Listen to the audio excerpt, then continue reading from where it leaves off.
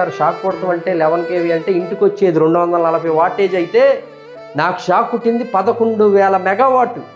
240 ఎక్కడ, 11,000 ఎక్కడ, ఎంత ఆ పైనుంచి నేను కింద పడిపోయానండి.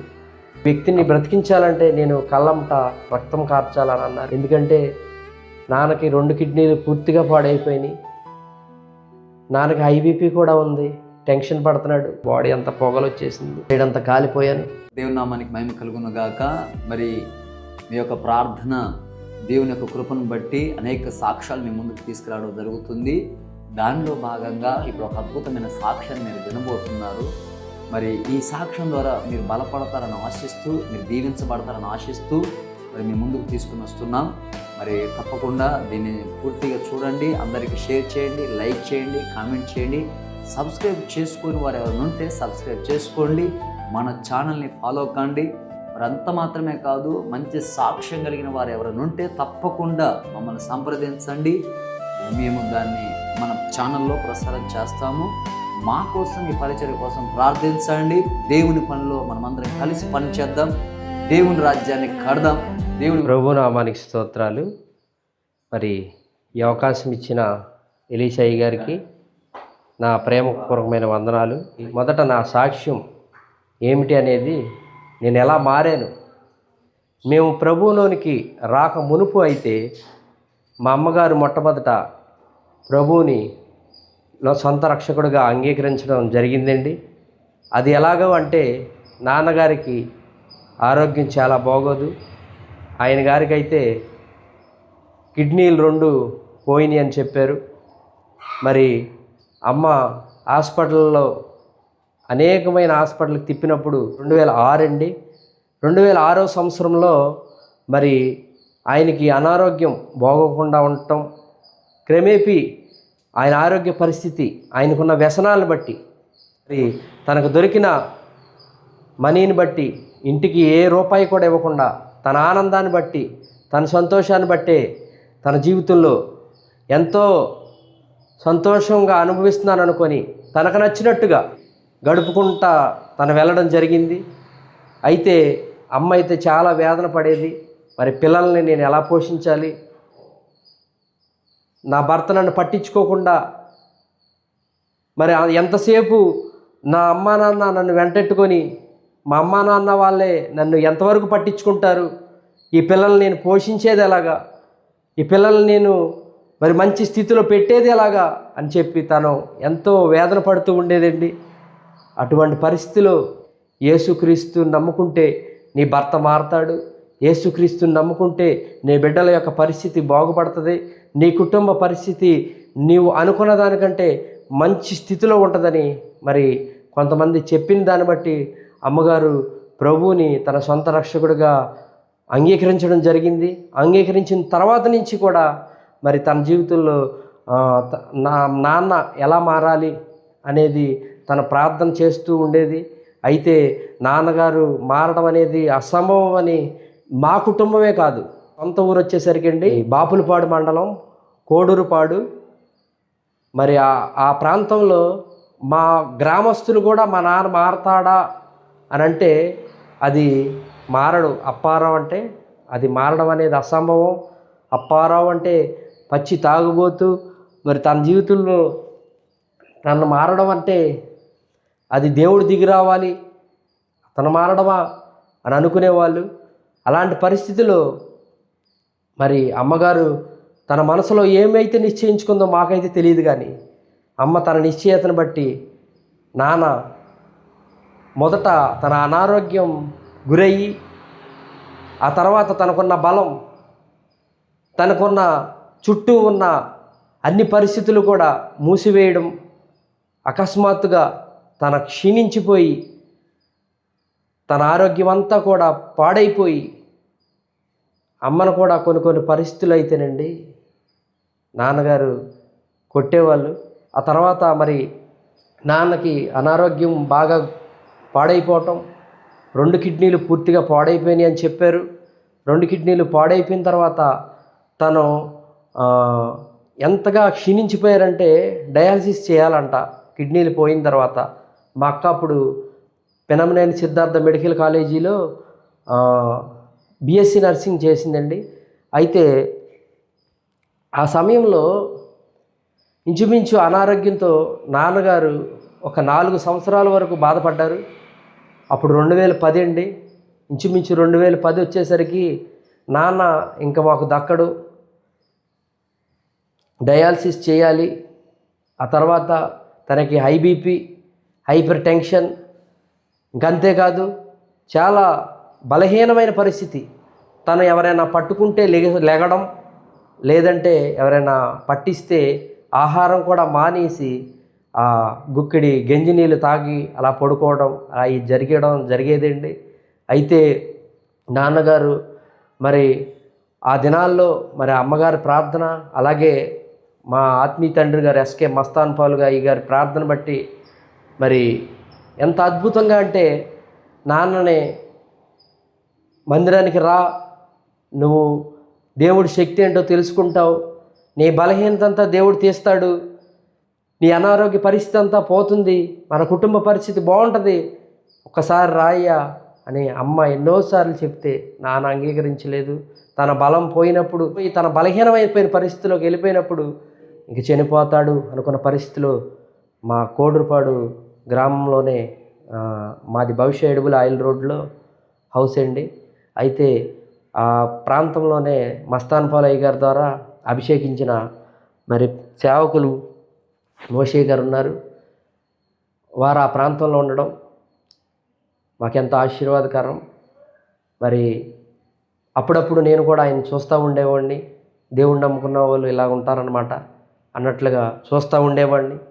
అయితే నాన్న ఇక దక్కడు, ఇక నాన్న ఉండడు అనుకున్న పరిస్థితిలో హాస్పిటల్కి తీసుకువెళ్ళిన తర్వాత కూడా అక్క పిన్నంనేనిలో చదువుతుందని చెప్పాను కదండి. అక్క కూడా అరే నేను డాక్టర్లతో మాట్లాడాను రా, మరి నాన్న బతకడం అనేది అసంభవం. ఎందుకంటే నాన్నకి 2 కిడ్నీలు పూర్తిగా పాడైపోయినాయి, నాన్నకి హై బీపీ కూడా ఉంది, టెన్షన్ పడుతున్నాడు. నాన్న ఇంకా కొంచెం టెన్షన్ పడితే బ్రీతింగ్ పెరిగిపోయి హార్ట్ కూడా స్ట్రోక్ వచ్చే పరిస్థితి ఉందని అక్క చెప్పింది. ఇన్ని ఉన్న వ్యక్తి అసలు బతుకుతాడా అని మేము ఎంతో ఆశలైతే వదిలేసుకున్నాం. అమ్మ, నేను, అక్క అందరం కూడా, మా కుటుంబ సభ్యులు అందరూ కూడా ఆశలు వదిలేసుకున్నాం. ఆ పరిస్థితిలో మరి అమ్మ మాట వినటానికి నాన్న సిద్ధమయ్యాడు. ఎందుకు విన్నాడో తెలియదు. నిజమే కదా, దేవుని వాక్యంలో ఉంది, తండ్రి ఆకర్షించిందే ఎవరు ఆయన యొద్దకు రారని. అప్పుడు వస్తేనే ఆయన బలంగా నిలబడి అటువంటి పనికిరాని వ్యక్తిని కూడా ఒక పనికొచ్చే వ్యక్తిగా ఆయన బతికించాలని ఆయన చిత్తమై ఉందేమో. అందుకనే ఆ తర్వాత వెంటనే మరి అమ్మ చెప్పిన మాటలు బట్టి వెళ్దామయ్యా అని అన్నప్పుడు వెంటనే అమ్మ చెప్పిన మాటలు బట్టి వెళ్ళటం, మరి మస్తాన్ పాలయ్య గారి దగ్గరికి వెళ్దామయ్యా ఈ ఒక్కసారికి రండి అని అన్నప్పుడు మోషే గారు చెప్పిన మాటలను బట్టి అమ్మ, నేను, అక్క అందరం మరి ఒకసారే కదా అన్ని దేవుళ్ళని నమ్ముకున్నాం. మరి మనం నమ్ముకున్న దేవుళ్ళు దేవతలు ఎవరు కూడా మనకి సహాయం చేయలేదు, ఎవరు కూడా నిలబడలేదు, ఎవరు కూడా మనకి చెయ్యి ఇచ్చి సహకరించలేదు. మరి కాళ్ళుండి కూడా మన కోసం ప్రయాసపడి మనల్ని ఎవరు తీసుకువెళ్ళలేదు. ఎన్నో హాస్పిటల్లో తిరిగాము, ఎంతో వైద్యులను ఆశ్రయించి ఆ ప్రాంతాలన్నీ కూడా అమ్మ తిప్పింది. ఆ 4 సంవత్సరాలు ఏం జరిగిందన్న విషయం నేను చెప్పట్లేదు, కానీ నాన్నతో ఎంతో వేదన అనుభవించింది ఒక రకంగా చెప్పాలంటే. మరి అటువంటి పరిస్థితిలో ఉన్న మా నాన్నగారిని మరి అయ్యగారి దగ్గరికి తీసుకువెళ్ళినప్పుడు వెంటనే అమ్మ, ఈ వ్యక్తిని బ్రతికించాలంటే నేను కళ్ళంట రక్తం కార్చాలని అన్నారు. ఏంటి ఇలా మాట్లాడారనుకున్నాం. నేను మందిరానికి వెళ్ళటం కూడా అదే మొట్టమొదటిసారి అండి. మరి నాన్న మారాడా లేదా అని చూద్దామని వెళ్ళాను నేను. తర్వాత మొదటైతే అమ్మ, అక్క నాన్నని ఫస్ట్ తీసుకువెళ్ళారు. నేను లోపలికి కూడా వెళ్ళలేదు, మందిరం లోపలికి. వారు తీసుకొని వెళ్ళి నాన్న మారిన తర్వాత ఒకవేళ ఎలాగో చనిపోతాడు, ఎందుకంటే ఆయన స్థితిని నేను చూశాను, చెమట కూడా బ్యాడ్ స్మెల్ వస్తుంది, ఇంకెందుకు బతుకుతాడు, వీళ్ళందరూ ఏదో బ్రతుకుతాడని చెప్తున్నారు కానీ బ్రతకడం అనేది అసంభవం కదా అని చెప్పి నేను మనసులో అనుకొని నేను వెళ్ళిపోయాను. నేను అప్పుడు కుప్పలకి చిన్నపిల్లోడినైనా వెళ్ళేవాడిని అండి. నేను అప్పుడు 8th క్లాస్ చదువుతున్నాను. మా ఏరియాలో వడ్డిస్తారు. ఆ ప్రాంతంలో నేను నా పని మీద మరి నేను వెళ్ళకపోతే ఇంట్లో తిండి గింజలు ఉండవు కదా అని ఆ కొద్ది పరిస్థితుల్లోనే అమ్మకి చేదోడు వాదోడుగా ఉండాలని వెళ్ళేవాడిని. నేను నా పని మీద నేను వెళ్ళిపోయాను. కరెక్ట్గా 2010 మరి డిసెంబర్ మంత్లో మేము అయ్యగారి దగ్గరికి వెళ్ళడం జరిగింది.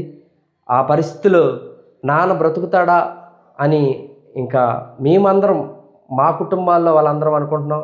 కాకపోతే మమ్మల్ని తీసుకెళ్ళిన వాళ్ళే కానీ, అక్కడికి అయ్యగారిని పరిచయం చేసిన వాళ్ళే కానీ ఖచ్చితంగా అప్పారావు బతుకుతాడు, అయ్యగారు ప్రార్థన చేస్తే అయ్యగారికి స్వస్థ వరం ఉంది కదా అని అందరూ అంటున్నారు.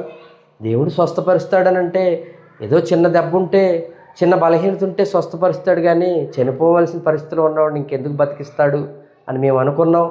అయితే ఎవరి కాలంలో అనుకున్నామే కానీ అమ్మ విశ్వాసం మాత్రం నా భర్త ఖచ్చితంగా మారతాడు, ఆయన మారి మా అందరికీ మంచి తండ్రిగా, మా ఇద్దరికీ కూడా మంచి తండ్రిగా నిలబడతాడని వారు విశ్వాసం ఉంచారు.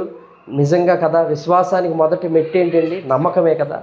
ఆ నమ్మకాన్ని తనలో ప్రభువే పుట్టించాడు అనుకుంటా. ఆ నమ్మకాన్ని కలిగి మరి అమ్మ ఆ కొద్ది దినాల్లో ఎంత ఆశ్చర్యంగా అంటే మరి 3 రోజుల్లో మరి నాన్న అయ్యగారు చెప్పినట్లుగా అక్కడ ఉండడం మందిరంలోనే. మరి నాన్న కోసం అమ్మ ఉపవాసం ఉండి ప్రార్థన చేయటం, అక్క కూడా ఉపవాసం ఉండి ప్రార్థన చేయటం.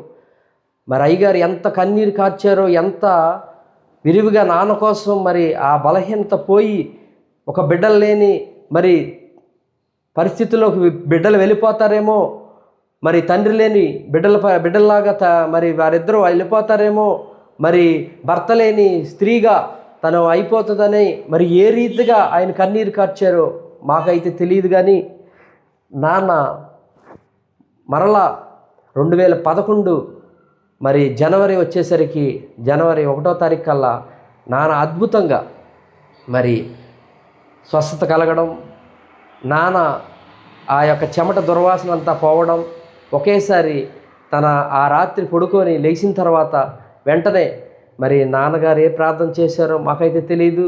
మరి దేవుడే ఆయన్ని స్వస్థపరిచారని మేము నమ్మాము. ఎందుకంటే వైద్యులను ఆశ్రయించినప్పుడు అనేక పరిస్థితులు, అనేక పర్యాయాలు, అనేక ప్రాంతాలు తిరిగినప్పుడు ఎవరు కూడా మరి నాన్నని రక్షించలేదు.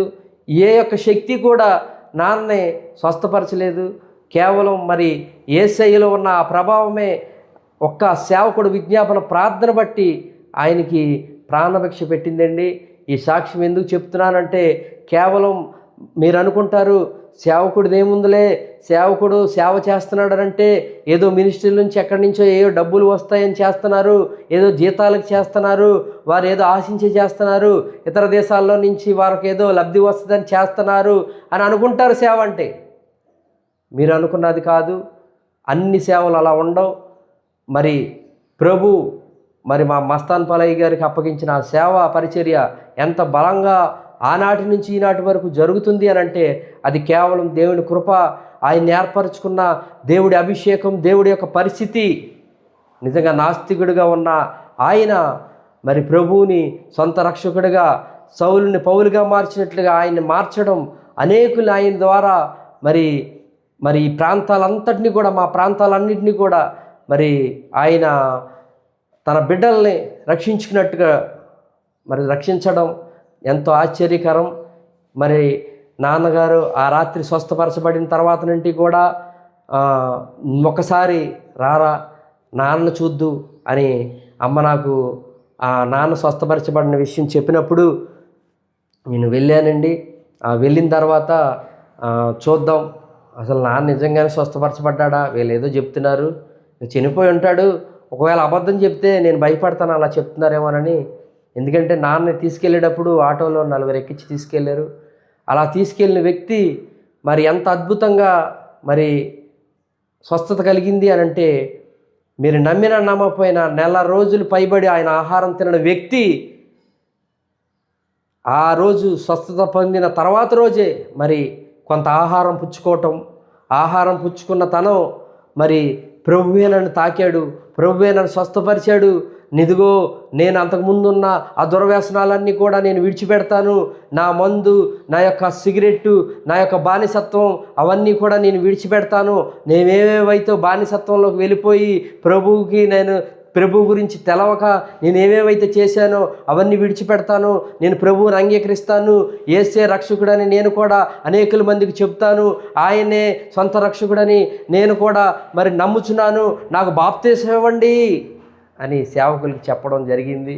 ఆ చెప్పిన విధానం చూసినప్పుడు నాన్న ఈ రకంగా మాట్లాడు, నాన్న ఈ రకంగా ఏ రోజు కూడా లేడు, కాబట్టి నాన్న మారాడు అంటే ఖచ్చితంగా అది దేవుడు కలగజేసిన మార్పే. కాబట్టి నాన్న స్వస్థపరిచింది మరి మేము తీసుకొచ్చిన ఆ నజరేయుడని యేసే. కాబట్టి ఖచ్చితంగా మేము కూడా ఆయన సొంత రక్షకుడిగా అంగీకరించాలి. ఎందుకు నమ్మాము అనంటే మీరు అనుకుంటారు, నాకు ప్రభు శక్తి సామర్థ్యాలు తెలవకనుపు ఆయన గురించి తెలియదు కదండి, ఏదో ఒక రూపాన ఆయన ఈ లోకానికి వచ్చినప్పుడు కూడా అప్పుడు అలాగనే చేశారు. ఎందుకనంటే అనేకులు కొంతమంది సువార్త ద్వారా, అనేకుల్ని కొంతమంది స్వస్థతల ద్వారా యేసుక్రీస్తు ప్రభులు వారు మరి 3.5 సంవత్సరాలు ఆయన సువార్త చేస్తున్న పరిస్థితిలో కూడా ఆయన తట్టు ఆయన శక్తి సామర్థ్యాలు చూపి ఖచ్చితంగా త్రిప్పాలి, ఆయనలో ఉన్న ఆ యొక్క రక్షణ విధానం అనేకులకు తెలియజేయాలనే ఆయన యొక్క మరి సంకల్పం కనుక ఆ సంకల్పాన్ని మా కుటుంబం ఎడల ఆయన నెరవేర్చారండి. ఎందుకంటే కేవలం మరి నాన్న మారకపోతే, నాన్నే అయ్యగారు ప్రార్థన ద్వారా ఆ స్వస్థ అనేది జరగకపోతే మేమెవరం మారం. నిజంగా మీరు నమ్మకపోయినా మా గ్రామంలోకి వెళ్ళి అడగండి. మాది బాపులపాడు మండలం, మరలా చెప్తున్నాను, కోడూరుపాడు అనే గ్రామం. ఆ గ్రామంలో మా నాన్న ఉన్న పరిస్థితి, మా నాన్న అంతకుముందు మునుపటి మా నాన్నగారు అప్పారావు ఏంటి పేరు, గవర అప్పారావు, ఆయన ఉన్న పరిస్థితి ఏంటో ప్రతి ఒక్కరికి తెలుసు. ఆ తర్వాత మారిన తర్వాత తెల్లని వస్త్రాలు వేసుకొని వెళ్తుంటే, ఎరా అప్పారావు నువ్వేంటి ఇలా మారిపోయావు, నీలో ఈ మార్పు కలగడానికి ఏంటి కారణం, మీ పిల్లలేంటి రక్షణ పొందారంట, అలా ఎలా కుదిరిద్ది, మీరు ప్రభువుని నమ్ముకొని బాప్తీసాలు తీసుకుంటే మీకు వివాహాలు మీ పిల్లలకు అవ్వవు కదా అని అనేక మంది ఆటంకపరిచిన పరిస్థితులు కూడా రాలేదండి, వచ్చినాయి. కాబట్టి అలాంటి పరిస్థితుల్లో కూడా ఖచ్చితంగా దేవుడు సహాయకంగా ఉండి మమ్మల్ని అందరినీ కేవలం ఆత్మీయ తండ్రి గారు ప్రార్థన బట్టి మా కుటుంబాన్ని అలా కాపాడుకుంటూ తీసుకువచ్చారండి. ఆ తర్వాత నేను అప్పటి వరకు కూలీనాలి చేసుకునేవాడిని కదండి. మరి 4 సంవత్సరాల తర్వాత గతించిపోయి నాన్నగారు ఎంతో ఆరోగ్యంగా ఉన్నారు. ప్రభు ఇచ్చిన ఆరోగ్యాన్ని బట్టి మాకు గృహం లేదు. ఆ తర్వాత గృహాన్ని కూడా ప్రభువే మరి నాన్నగారిలో బాధ్యత వస్తుంది కదండి. ఆ బాధ్యత వచ్చిన దాన్ని బట్టి ఆయన బాధ్యతాపూర్వకంగా మరి ఆయన గృహం విషయమై బిడ్డలకి ఏదైనా సమకూర్చాలనే కానీ నా భార్యకి నేను ఇప్పటివరకు చేదోడు వాదోడుగా లేను, మరి ఆమెకు కూడా నేను చేదోడు వాదోడుగా ఉండాలని ఆమె ఎలా అయితే ఎంత ప్రయాసపడి, ఎంత ఆశపడి, ఎంత వేదన పడి నాన్న మారాలని కన్నీరు గార్చిందో, ఆమె కన్నీటిని నిజంగానే బుడ్డిలో దాస్తాడంటే అది వాస్తవం అండి. ఆ దాచాడు కాబట్టి ఆమె మొరవిని ప్రభు ఆమె యొక్క ప్రార్థన మరి సేవకుల యొక్క విజ్ఞాపన ప్రార్థన బట్టి మా కుటుంబాన్ని అంతటిని కూడా చాలా బలంగా మార్చాడు. నాన్నగారు ఎంతగా మారిపోయారంటే నిజంగా చెప్పాలంటే నాన్న ఆయన యొక్క చెడు స్నేహాన్ని విడిచిపెట్టాడు. ఆయన అంతకుముందున్న వ్యసనాలన్నీ విడిచిపెట్టేశాడు. ఆయన నన్ను బ్రతికించింది యేసే. నా బంధువులు, నా మిత్రులు లేక నేను మరి నా కంపెనీ నమ్ముకున్న ఆ మందులు ఇవేమీ కాదు, నన్ను బ్రతికించింది యేసు ప్రభు వారే అని ఆయన విశ్వాసం ఉంచి ఆయన రక్షణ అంతకాలం, ఆయన మరణాంతకాలం నమ్మకంగా ఉన్నారండి.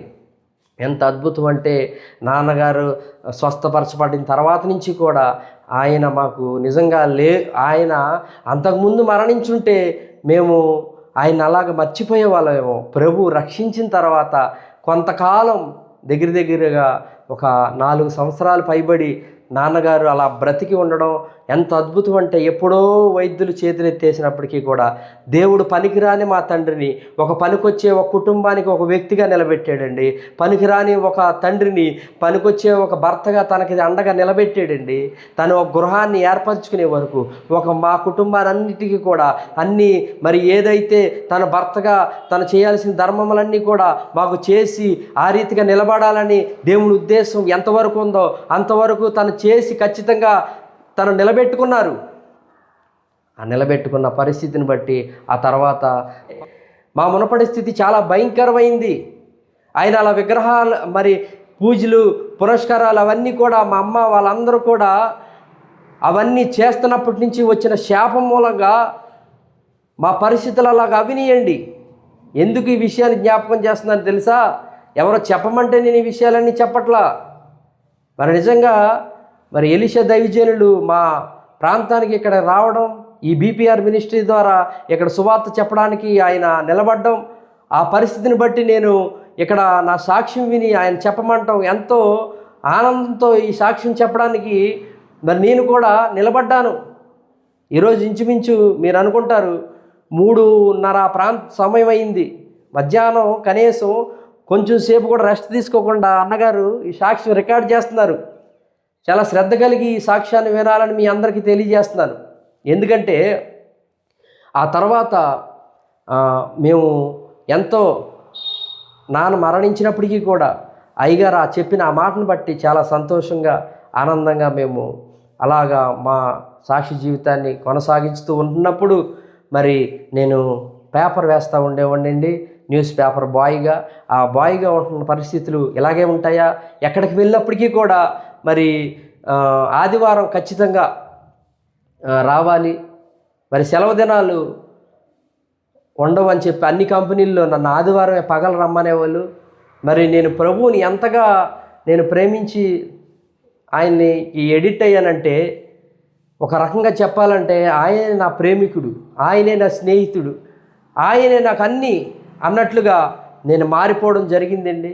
ఎందుకు అనంటే నా స్నేహాన్ని, అంతకు ముతుకున్న స్నేహాన్ని విడిచిపెట్టా, నా సహవాసాన్ని విడిచిపెట్టా, నా అలవాటుని విడిచిపెట్టా.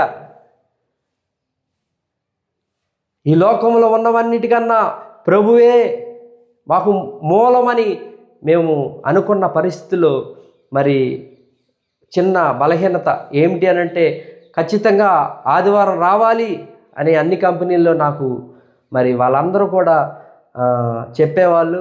అయినప్పటికీ నేను వినేవాడిని కాదండి. నేను షిఫ్ట్ నా తర్వాత డ్యూటీ వాళ్ళకి కొంచెం చెప్పి అడ్జస్ట్ చేసుకొని నేను డ్యూటీ మారడం అనేది జరిగేది. అయితే ఎన్ని రోజులు అలాగా మారడానికి కుదరదు కదా. ఏ కంపెనీకి వెళ్ళినప్పటికీ కూడా ఖచ్చితంగా ఆదివారం అనేది రావాలి, మీరు ఎందుకని పగలపూట రావట్లేదు అని అలాగా నన్ను ఇబ్బంది పెట్టేవాళ్ళు. ఏదేమైనప్పటికీ కూడా మొదట నా నీతిని, నా రాజ్యాన్ని వెతుకు, అప్పుడు అనుగ్రహించబడతాయని దేవుని వాక్యంలో ఉంది కదా. అయ్యగారు మందిరానికి ఖచ్చితంగా రావాలన్నారు, వీళ్ళేమో ఆదివారం మరి కంపెనీకి ఖచ్చితంగా రావాలంటున్నారు. ఇది ఎలాగ జరిగిద్ది అని నేను వేదన పడుతూ బాధతో ఉండేవాడిని అండి. అయితే ఆ పరిస్థితుల్లో సేవకులకు చెప్పినప్పుడు, అయ్యా వాళ్ళు అలాగే చెప్తారు, నువ్వు మందిరానికి రా అని అంటే ఖచ్చితంగా సేవకుల మాటకి ఎదురుకు తిరిగి చెప్పేవాళ్ళం కాదండి.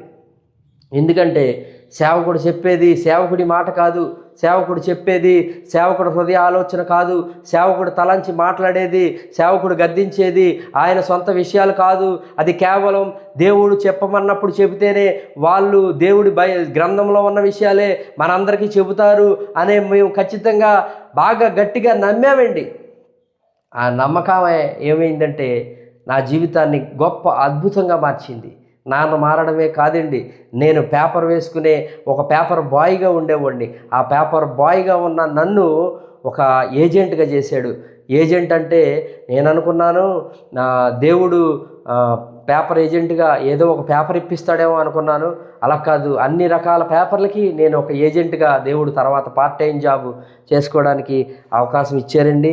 అయితే ఎంత అద్భుతం అంటే సేవకుల మాటను బట్టి అలా ఉండడాన్ని బట్టి ఆశ్చర్యకరంగా అద్భుతంగా దేవుడు మరి నేను ఆ రోజు కంపెనీలు అన్నీ కూడా మారుకుంటా ఆదివారం సెలవు అంటున్నారు, నేనేమో కంపెనీని విడిచిపెడుతున్నాను. ఆదివారం ఖచ్చితంగా రావాలంటున్నారు, సెలవు ఉండదంటున్నారు, నేను కంపెనీకి ఖచ్చితంగా మానేయాలనుకోవటం. అలా కంపెనీ అన్నీ విడిచిపెట్టిన తర్వాత నేను అప్పుడు ప్రభువుని అడగడం మొదలుపెట్టానండి. దేవుణ్ణి అడిగిన తర్వాత అప్పుడు దేవుడు ప్రార్థన చేసుకుంటూ ఆ రోజంతా కూడా, ప్రభువా నా కోసం నువ్వు ఏంటి దాచి ఉంచిన మేలు, నేను అడిగితే అసలు నీ చిత్తం ఏంటో నువ్వు చెబుతావు కదా, నీ చిత్తాన్ని బట్టి నేను మరి నా జీవితాన్ని ముందుకు నేను కొనసాగించాలి, కానీ మరి నేను ఎక్కడ పడితే అక్కడికి వెళ్ళటం అనేది అది సాధ్యమైంది కాదు కదా అని నేను ప్రార్థన చేసుకుంటున్నప్పుడు దేవుడు దర్శనంలో నాన్నగారి దగ్గరికి వెళ్ళమన్నారు. ఆత్మీయ తండ్రి దగ్గరికి వెళ్ళు, మా తర్వాత నీకు ఉద్యోగం ఉంది అని అంటే, నేను ఉద్యోగం అంటే ఆ పేపర్ వేసిన బాయ్ని ఏజెంట్గా చేసిన ఆ ఉద్యోగమే అనుకున్నా. కానీ అలా ఉన్న నా ఆత్మీయ మరి జీవితంలో గొప్ప అద్భుతం అదేమిటంటే, మొదట దేవుడు చెప్పింది ఏంటి, సేవకుల దగ్గరికి వెళ్ళమని కదా. సేవకుల దగ్గరికి వెళ్ళా. సేవకుల దగ్గరికి వెళ్తే ఇంచుమించు సంవత్సరం పైబడే అక్కడ మందిరం పని చేయాలని అన్నారు. అలాగే అదంతా చెబితే సమయం చాలదు, కానీ మందిరం పని చెబుతూ ఉంటున్నప్పుడు ఒక విషయాన్ని మాత్రమైతే ఆత్మీయ తండ్రి గారు జ్ఞాపకం చేసేవారు. అదేమిటంటే, మొదట మీరు దేవుని పని చేసేటప్పుడు శ్రద్ధగా చేయండి. యెహోవా కార్యాన్ని అశ్రద్ధ చేయవాడు శాపగ్రస్తుడు. మీరు శ్రద్ధ కలిగి చేసి దీవెనలు తెచ్చుకోండి, అశ్రద్ధ కలిగి చేసి శాపాన్ని తెచ్చుకోవద్దు అని ఆ ఒక్క మాట మాత్రం మా వెనక మాత్రమే ఉండి చెప్పేవాళ్ళు. ఆ విషయాన్ని తర్వాత నేను జ్ఞాపకం చేసుకుంటాం. అమ్మో, సేవకులు చెప్పారంటే మేము శ్రద్ధ కలిగి చేయకపోతే శాపం వస్తుంది, ఈ శాపాన్ని బట్టి నా కుటుంబం మీద మా తండ్రి తరతరాల మీద ఉన్న ఆ విగ్రహారాధన శాపం పోదు కదా, నేను పోగొట్టుకోవాలి. ఎందుకనంటే విధేయత చూపించకపోతే, సేవకుల మాట వినకపోతే ఆ శాపం పోదు అనే ఉద్దేశంతో నేను అలా నిలబడడం జరిగింది. సేవకుల ప్రార్థన బట్టి దేవుని కృపను బట్టి నేను నిలబడ్డానే కానీ మందిరం పని చేయడానికి అర్హత లేని వాడిని. అయినప్పటికీ ప్రభు ఎన్నుకున్నారు, నిలబెట్టుకున్నారు, వాడుకున్నారు. మందిరం పని అంతా పూర్తయ్యే లోపు నాన్నగారు చెప్పిన పనికి అందరూ నిలబడ్డాను అనుకుంటున్నారా మీరు? సేవకులు చెప్పిన మాటకి ఎవ్వరూ నిలబడలేదండి. చాలామంది దగ్గర ఎంతమంది మేస్త్రీలు మారారో, ఎంతమంది కూలి వాళ్ళు మారిపోయారు తెలుసా? ఎందుకు? అయ్యగారేమో దేవుని పని శ్రద్ధగా చేయాలి, ఒళ్ళొంచి చేయకపోతే మీకు శాపాలు వస్తాయి అని సేవకులు పని విషయంలో మందిరం పని చేసేంతవరకు వెనక మాత్రమే ఉండి పని అంతా చేయించేవాళ్ళు. ఆ పని చేయిస్తున్నప్పుడు వీళ్ళందరికీ ఏమో ఎక్కువ పని చేయించేస్తున్నారు, తక్కువ పెడుతున్నారు, ఇదేంటి సొనుగుడు గొనుగుడు అనుకుంటా అని చెప్పి చాలామంది విడిచిపెట్టి పని వెళ్ళిపోయారు. కానీ దేవుడు చెప్పాడు, నేను వెళ్ళి తండ్రి దగ్గర పని చేయాలి అని. దేవుడు మాటను బట్టి, నేను చేసిన దాన్ని బట్టి, కేవలం దేవుడు కృప, సేవకుల ప్రార్థన, కన్నీటి ప్రార్థన బట్టి ఆ తర్వాత పునర్ప్రతిష్ఠ జరిగిందండి. 2014 1వ తారీఖున మందిర పునర్ప్రతిష్ఠ జరిగిన తర్వాత సేవకులు కూడా నన్ను పిలిచారు, మమ్మల్ని అందరినీ పిలిచారు. చాలా ఆనందంగా పునర్ప్రతిష్ఠ జరిగింది. ఎంతో అద్భుతంగా మందిరం పని పూర్తయి మందిర పునఃప్రతిష్ఠకి అందరం ఆనందంతో మేమందరం పాల్గొనడం జరిగిందండి. ఎంత ఆశ్చర్యకరంగా ఆ తర్వాత నేను అనుకున్న సాక్ష్యం తర్వాత నా జీవితంలో చేసింది ఇప్పుడు చెప్పబోతున్నా, జాగ్రత్తగా వినండి. అదేమిటంటే, కరెక్ట్గా 2014 18వ తారీఖు జనవరి 18వ తారీఖున 2014 నాకు కాల్ లెటర్ వచ్చిందండి. నిజంగా నాన్నగారు కూడా నిరీక్షణ ఎంతవరకు ఉంటుందా, కానీ ఆ 18 రోజులు నాకు కొంచెం చిన్న పనులు ఉన్నా నన్ను పిలవలేదు. ఆ తర్వాత దేవుడు కూడా మన మనస్సుని, మన నిరీక్షణని, మన యొక్క స్థితిని పరిశీలిస్తాడండి. ఆ తర్వాత దేవుడు కృపను బట్టి మా ఇంటికి వచ్చి ఆ కాల్ లెటర్ వచ్చింది అని అన్న తర్వాత ఎగిరి గెంతులు వేసి నాన్నగారి దగ్గరికి వెళ్ళాం. నువ్వు పెట్టి మర్చిపోయానండి. చూడండి, దేవుడి కార్యాలు ఎలాగ ఉంటాయంటే, కంటికి కనపడవు, హృదయానికి గోచరం కావు, అవి చెవుకి వినపడవు. నీ చెవు అనుకుంటుంది నా చెవుకైనా ఇట్లాంటి చేసింది, నీ హృదయం అనుకుంటుంది నా హృదయానికైనా ఇలాంటి చేసింది. పక్కన వాళ్ళు చెప్తున్నప్పుడు నువ్వు నమ్మలేవు, పక్కన వాళ్ళు నీ యొక్క కంటికి వినసంపుగా ఆ విషయాన్ని చూపిస్తున్నప్పుడు కూడా నీ కన్ను గోచరం కాదు. అంత గొప్ప రీతిగా ఆ జీవితంలో ఆ యొక్క పరిస్థితి అంతటిని కూడా మార్చేశాడండి. ఎందుకనంటే, నేను కూడా అయ్యగారికి చెప్పా, అయ్యా నాకు గవర్నమెంట్ జాబ్ రావాలని ప్రార్థన చేయండి అని చెప్పా. ముందల దేవుడు ఇస్తాడని నాకు నమ్మకం ఉందండి. ఎందుకంటే దావీదు గొర్రెలు కాసుకున్నవాడు రాజావలా, యోసేపు మరి చిన్న స్థితిలో ఉన్న అతను మరి ఆ యొక్క దేశానికి మరి మంత్రి అవ్వాలా? ఐగుప్తు దేశానికి గొర్రెలు కాసుకున్న ప్రతి ఒక్కరిని కూడా రాజులను చేయలా? ఆయన మార్చకపోతే మా బ్రతుకులు ఈ రీతిగా ఉండేయే కాదు. అంతేకాదండి, ఉద్యోగాన్ని ఇస్తానన్న దేవుడు మరి గవర్నమెంట్ జాబు కరెంట్ లైన్ మ్యాన్గా నాకు జాబ్ ఇచ్చారు. 2014-18 నేను జాయిన్ అయ్యి ఇవాళకి 2025 మరి 10వ నెల ఇవాళ 8వ తారీఖు అండి. ఈ రోజు వరకు కూడా తను నా జీవితంలో ఎంతగా కాపాడారో ఆ సాక్ష్యాన్ని కూడా ఒక్క ముక్క చెప్పి నేను సాక్ష్యాన్ని ముగిస్తాను. ప్రతిదీ చెబితే నా జీవితంలో పిన్ టు పిన్ను సాక్ష్యం చెప్పగలను, చెబుతాను. కానీ అప్పటి నుంచి కూడా ఇన్ని సంవత్సరాలు 15-17 సంవత్సరాల వరకు కూడా ప్రభు మమ్మల్ని సంరక్షించి కాచి రక్షణలోకి నడిపించిన తర్వాత పడుతూ లెగుస్తున్న పరిస్థితిలో కూడా వాక్యాన్ని బట్టి ఆయనే మమ్మల్ని నిలబెట్టి స్థిరపరిచి నడిపించి బలంగా నిలబెట్టే స్థితిలోకి ఉంచాడంటే ఆయన ఎంత గొప్ప దేవుడు అనేది మీరు అందరూ ఆలోచించండి. ప్రభువుని నమ్మితే ఏదో మత మార్చడం అనుకుంటారు. కాదండి, మతి స్థితి మారుతూ ఉంటుంది. నీ ఆలోచన మారిపోతుంది, నీ యొక్క నడవడిక మారిపోతుంది, నీ యొక్క స్థితి మారిపోతుంది. కాబట్టి నువ్వు ప్రభువుని సొంత రక్షకుడు అంగీకరించు. ఇంకా ఇప్పటి వరకు అంగీకరించకుండా బాప్తిసం తీసుకోకుండా మేము ప్రభువుని పూర్తిగా ఎరగక మునిపే బాప్తిసం తీసుకున్నామండి. ఇంకా ఎందుకు ఆలస్యం చేస్తున్నావు నీ జీవితంలో బాప్తిసానికి? అమ్మా, ఆలస్యం చేయకూడదు కదా. నేడే రక్షణ దినం అన్నాడు కదా ప్రభు. ఈరోజు రాత్రే వస్తాడు. అప్పుడు నువ్వు రక్షించబడకపోతే నీ ఆత్మ ఎక్కడికి వెళ్తుంది? ఏనాడైనా ఆలోచించావా? కాబట్టి ఈరోజైనా ఆలోచించు.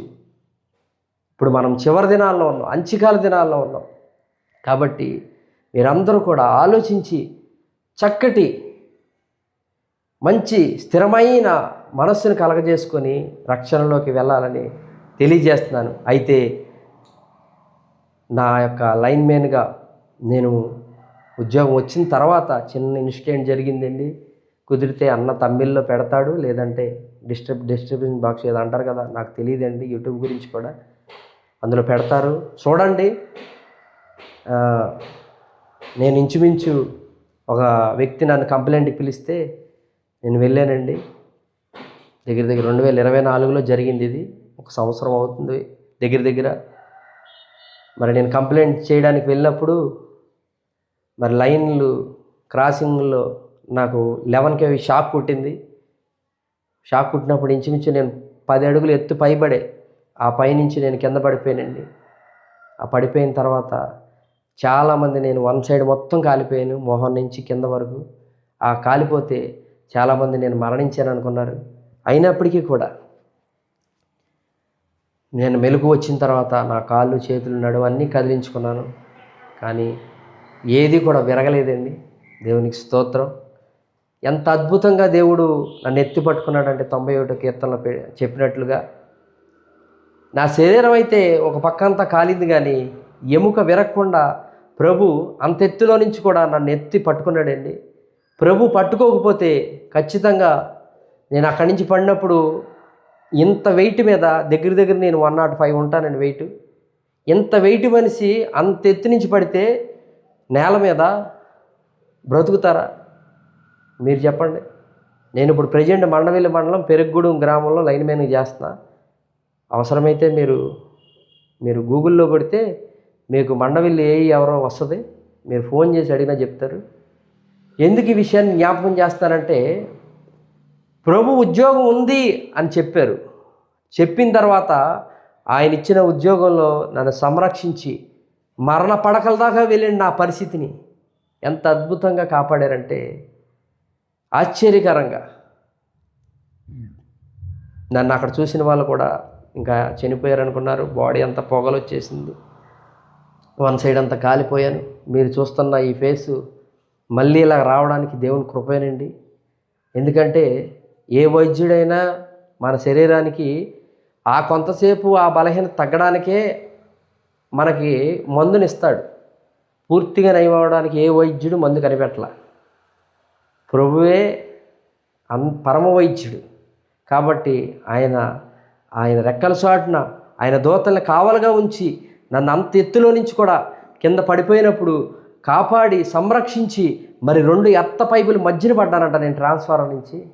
నేను తర్వాత వెళ్ళి అక్కడ ఉన్న వాళ్ళని కూడా అడిగాను, నన్ను తీసుకెళ్ళింది ఎవరు, నన్ను కాపాడింది ఎవరు, నన్ను ఎవరైతే ఎలా తీసుకెళ్ళారండి నేను అడిగానండి. మరి అడిగిన తర్వాత ఖచ్చితంగా ఆ 2 ఎర్త పైపుల మధ్యలో నేను పడి ఉన్న ఆ స్థితిని చూసి చనిపోయాడు అనుకున్నారు. 2 నిమిషాల్లో అక్కడ ఒక వ్యక్తి చూడండి, దేవుడు బ్రతికించాలనుకుంటే, దేవుడు తన పనికొచ్చే పాత్రగా వాడాలనుకుంటే ఒక వ్యక్తి మరణం ఆయన వశంలో ఉంటుందని దేవుని వాక్యంలో ఉంది. కాబట్టి ఆయన తన చిత్తాన్ని నెరవేర్చుకోవాలని ఉంది కనుక నన్ను అప్పుడే మరణానికి ఆయన అప్పజెప్పల. కాబట్టి ఆయన సజీవ సాక్షిగా నన్ను నిలబెట్టాడండి.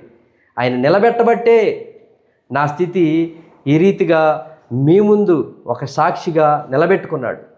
కాబట్టి మీరు జాగ్రత్తగా నా జీవితంలో చేసిన దేవుడు ఈ గొప్ప కార్యాలు మీ జీవితంలో చేయడని ఎందుకు అనుకుంటున్నారు?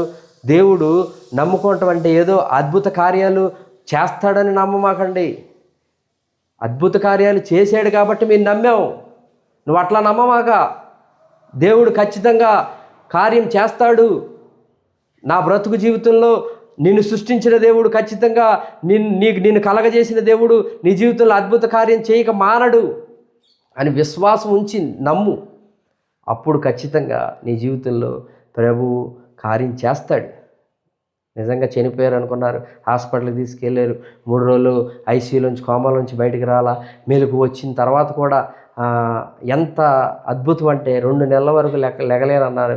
2 వారాల్లో నేను మందిరాన్ని విడిచిపెట్టకూడదని అప్పుడు కూడా బలహీనత అయినప్పటికీ కూడా గాయాలతోనే మందిరానికి రావడం జరిగింది. మరి అన్నవాళ్ళు బీపీఆర్ మినిస్ట్రీ అన్నవాళ్ళు కూడా సాక్ష్యం. ఎందుకంటే నేను ఎందుకు ఈ విషయాలని చెప్తున్నానంటే, ప్రభువుని ఎంతగా ప్రేమించాలంటే నువ్వు మరణం నీ ఎద్దకు వచ్చి నీకు షేక్ హ్యాండ్ ఇచ్చినప్పటికీ కూడా మరణం వేరు చేసి ఆ కొద్దిపాటు వేరుబాటులో దేవుడికి వేరవుతానేమో అనే ఉద్దేశమైనా ఉండాలే తప్ప తర్వాత అయినా ప్రభు దగ్గరికే వెళ్తా అనే నిశ్చయిత నీకు ఉంటే ఖచ్చితంగా ప్రభువుని బలముగా పట్టుకుంటావండి. ఆ తర్వాత నాకు యాక్సిడెంట్ అయినప్పటి నుంచి కూడా ప్రభు నన్ను దర్శించడం, అనేకమైన దర్శనాల ద్వారా కళల ద్వారా మాట్లాడడం, అనేకమైన విషయాల్ని ప్రభు ఆయన బట్టబయలు చేసి గొప్ప విషయాలు, మర్మమైన బైబిల్లో ఉన్న విషయాలన్నీ కూడా మరి నాకు తెలియనివి, అప్పటి వరకు అర్థం కాని విషయాలన్నీ కూడా బైబిల్ చదువుతున్నప్పుడు కూడా అర్థమయ్యేటట్లు చేసి ప్రభు కొన్ని పాటలు నాతో రాయించడం జరిగినాయండి. నేను రాశానని నేను అంటలా, నేను ఒక పాత్రగా వాడబడాలి. నా మరణం ఏంటి ప్రభువా, ఏదో ట్రాన్స్ఫార్మర్ మీద పడి ఒక రకంగా నేనేదో రాలిపోయిన పిట్టలాగా రాలిపోవడం వీల్లేదు కదా. నా మరణం అనేకులకి మాదిరిగా ఉండాలి కదా. ఇదేంటి ప్రభువా, నేను ఇప్పుడు మరణిస్తానా అని నా మరణ పడకలో ఉన్నప్పుడు నేను అనుకున్నాను. మనం అనుకుంటాం, కానీ దేవుని చిత్తం ఏంటో తెలుసా? గొప్ప అద్భుతంగా నీ జీవితాన్ని రూపొందించాలనుకుంటాడు. మనకు అప్పచెప్పిన పనిలో నమ్మకంగా ఓర్పికగా నిలబడి ఉంటే చాలు. మనకిచ్చిన పనిలో మనకిచ్చిన జీవితంలో నమ్మకంగా బలంగా నిలబడితే చాలు. దేవుడు వాక్యాన్ని బట్టి నువ్వు నిలబడగలవు. నువ్వు మందిరానికే సరిగా రాకపోతే ఎలా నిలబడతావు? దేవుని వాక్యాన్ని లోతే తెలుసుకోలేకపోతే నువ్వు ఎలా నిలబడతావు? ఈ అంచికాల దినాల్లో బలముగా వాక్యం తెలుసుకొని వాక్య అనుభవంలో నువ్వు ఎదిగి ఇంకా అద్భుతమైన ఆశ్చర్య కార్యాలు ఇంకొకరిని నీ ద్వారా మార్చి ప్రభువులో బలంగా నిలబెట్టాలంటే ఎలా జరుగుద్ది నీ జీవితంలో? దేవుడు ఆకలికొని ఉన్నాడు అని ఎలీషా అన్న గారు చెప్పినప్పుడు ఎంత నచ్చిందంటే ఆ మెసేజ్. ఆకలిగా ఉన్నాడమ్మా, శిష్యులకి తెలియలా ఆకలికొని ఉన్నాను అన్నప్పుడు సమరయ స్త్రీ ఆకలి తీర్చింది. నిజంగా కదండి, ఎంత అద్భుతం. ఆశ్చర్యంగా దేవుడు మన ఎడల తన చిత్తం తన ప్రణాళిక నెరవేరుస్తాడు. ఎప్పుడు అంటే, అయ్యా నీ చిత్తం నా జీవితంలో ఎప్పుడు నువ్వు చేయగలవు, నీ చిత్తం జరగాల్సిన టైంలో జరిగించి ప్రభు అని మనం అడిగినప్పుడు చేస్తాడు. మరి ఆ ఫోటో మీరు చూస్తే మరలా నేను ఈ రూపానికి వస్తానని నేనే అనుకోలే. అయినప్పటికీ దేవుడు తన ఉచితమైన కృపను బట్టి నాకు ఈ రూపాన్ని ఇచ్చాడు. నా గాయం చేసినవాడు ఆయనే, మాన్పువాడు ఆయనే. ప్రతి విషయంలో కూడా దేవుడు అద్భుతంగా, ఎంత అద్భుతంగా అంటే అసలు నా జీవితంలో నేను ఇలా నిలబడి సాక్ష్యం చెప్తానని కూడా అనుకోలేదండి. చాలా బలహీనమైపోయా. మీరు అనుకుంటారు షాక్ కొడతాం అంటే 11 kV అంటే ఇంటికి వచ్చేది 240 వాటేజ్ అయితే నాకు షాక్ కుట్టింది 11,000 మెగావాట్. 240 ఎక్కడ, 11,000 ఎక్కడ? ఎంత పవర్ అయినప్పటికీ, అది ఎంతటి శక్తివంతమైందన్నప్పటికీ ఈ లోకంలో అది మనిషి సృష్టించింది. మరి సృష్టికర్త మరి సర్వాన్ని సృష్టించిన వాడు కదా, ఆయన నా పక్షాన ఉండి నన్ను బ్రతికించాడు, సజీవ సాక్షిగా మీ ముందు ఈరోజు నిలబెట్టాడు. కాబట్టి మీరందరూ విశ్వాసంలో బలంగా నిలబడండి. అంచుకాల దినాల్లో ఎంతటి బలహీనత అయినప్పటికీ, ఎంతటి పరిస్థితి అయినప్పటికీ కూడా నువ్వు అటు ఇటు జంకే రీతిగా ఉండొద్దు. లోకం వైపు ఆకర్షితంగా ఉంటుంది. లోకం మోసపురిచి అంచుకాల దినాల్లో మోసం చేసి నిన్ను మాయలో పడివేసి, మోసంలో పడేసి నిన్ను మార్చి లోకం వైపు తీసుకెళ్లాలనుకుంటుంది. కానీ నువ్వు మొదటి స్థితిలో నుంచి తప్పిపోతే ఆ మొదటి స్థితి కన్నా నీ కడపటి స్థితి భయంకరంగా మారుతుందని వాక్యం చెప్తుంది కదా. నువ్వు మారిపోతే ఎలా? కాబట్టి స్థిరముగా ఉండండి యవనస్తులారా. యవనస్తుల్ని టార్గెట్ చేస్తాడు సాతానుగాడు. కాబట్టి నా జీవితంలో నేను ఇలా నిలబడ్డానంటే ఆ దేవుని వాక్యమే. నేను ఒక పాత్రగా, పనికొచ్చే పాత్రగా, మరి ఇప్పుడిప్పుడే ప్రభువే తను పనికొచ్చే పాత్రగా మారుస్తూ మలుచుతూ వెళ్తున్నాడు అంటే ఖచ్చితంగా దేవుని ఉచితమైన కృప నాకు తోడుగా ఉండబట్టేనండి. అయితే ఈ విషయాన్ని అంతా ఎందుకు జ్ఞాపకం చేస్తున్నానంటే, నా సాక్ష్యం మీకు తెలియాలి. ప్రభువు నిలబెట్టి, ప్రభు రక్షించి, ప్రభు ఒక పాత్రగా చేసి వాడుకోవాలనుకున్నప్పుడు ఒక జీవితాన్ని ఊరికినే విడిచిపెట్టడు. నీ తల వెంట్రుకలు కూడా లెక్క పెట్టువాడు నేను అంటాడు. ఎవరున్నారండి అసలు? ఎవరు లేరు. మా కుటుంబం అంతా భయంకరమైన విగ్రహారాధన చేసేది. ఆ విగ్రహారాధన అన్నిటిలో నుంచి కూడా ప్రభువే మమ్మల్ని విడిపించాడు. మరి ఈ విషయాలన్నీ కూడా ఎందుకు జ్ఞాపకం చేస్తున్నానంటే, దయచేసి మీ అందరూ కూడా జీవం కలిగిన దేవుడి వైపు తిరుగుతారని, జీవాన్ని ఆశ్రయిస్తారని, జీవం వైపు తిరుగుతారని. ఆయనే జీవం కదా, ఆయనే మార్గం కదా, సత్యం కదా. మీరు అసత్యం వైపు, మీకు ఇష్టానుసారంగా మీకు నచ్చిన వాటి వైపు ఎందుకు తిరుగుతున్నారు? అది కాదు కదా దేవుడి చిత్తం. కాబట్టి నా జీవితంలో ఎంత ఆశ్చర్యకరంగా దేవుడు నన్ను మార్చాడంటే, నాకు నిజంగా తెలుగు కూడా అప్పుడప్పుడు తప్పులు రాస్తానండి. అలాంటిది పాటలు రాసే కృపనే దేవుడు ఇచ్చాడు. ఈ మధ్యనే బందీనవుతా, నీకు ఖైదీనవుతానని ఎఫెసీయులు 3:1 పౌలు సంఘానికి చెప్తారు కదా, నేను క్రీస్తు ఖైదీనని. అలాగా ఆ రీతిగా కొన్ని పదాలను ఉపయోగించి దేవునికే నేను బందీని, దేవునికే ఖైదీని అని ఒక పాట కూడా ఈ మధ్య రిలీజ్ చేసాం. నాని గాస్పల్ సింగర్ అనే యూట్యూబ్ ఛానల్ అది వస్తుంది, త్వరలో పెడతాం. ఈ సాక్ష్యం అప్లోడ్ ఈ మధ్య చేసేస్తాడు అనుకుంటా. చేసిన తర్వాత మీరు చూడండి. త్వరలో నేను కూడా నా యూట్యూబ్ ఛానల్లో పెడతాను. అనేకమైన పాటలు ప్రభు ఇచ్చాడు. ఆయన ఒక పాత్రగా, బలమైన పాత్రగా ఎంచుకాల దినాల్లో ఆయన వైపు, ప్రభు తట్టు నశించిపోతున్న ఆత్మల్ని వెతికి రక్షించి ఆయన ఆకలి తీర్చే ఒక పాత్రగా నన్ను ఎన్నుకొని బలంగా నిలబెట్టాలని ఆయన చిత్తాన్ని ఇప్పుడు జరిగించాలనుకుంటున్నాడు. కనుక మీరందరూ కూడా నా కోసం ప్రార్థన చేసి, నేను ఇంకా రాయబోతున్న ప్రతి పాటల్లో కూడా వాక్యానుసారంగా బలముగా మరి ఉండాలని మీ అందరూ నా కోసం ప్రార్థన చేయండి. ఈ అవకాశాన్ని ఇచ్చిన మరి ఎలీషాయి గారికి నా ప్రేమపూర్వక వందనాలు తెలియజేసుకుంటున్నాను. ఈ చిన్న సాక్ష్యం దేవుడు దీవించునుగాక. ఆమేన్.